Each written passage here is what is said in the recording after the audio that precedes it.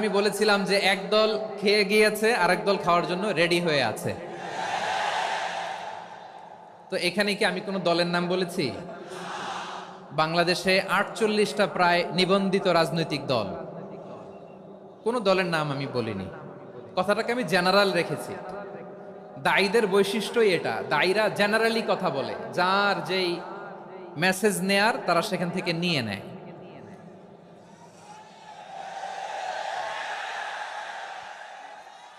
তো কোনো দল এটা নিয়ে কোনো কথা বলল না, আপনারা এটাকে নিজের গায়ে যে মাখালেন এটা ঠিক হয়নি। আমি বলবো যে এটা খুবই অনভিপ্রেত হয়েছে। কোনো দলকে টার্গেট করে বা কোনো দলের পক্ষে আমরা কখনো কথা বলি না। আমরা কোরআনের পক্ষে কথা বলি, ইসলামের পক্ষে কথা বলি, ঠিক কিনা বলেন? সো একটা জেনারেল কথাকে যদি আমার রাজনীতিবিদ বন্ধুরা নিজেদের গায়ে মাখেন, ক্ষুব্ধ প্রতিক্রিয়া জানান, এতে করে সাধারণ জনগণের কাছে একটা নেগেটিভ মেসেজ যাবে ওনাদের ব্যাপারে। এটা হোক আমরা চাই না।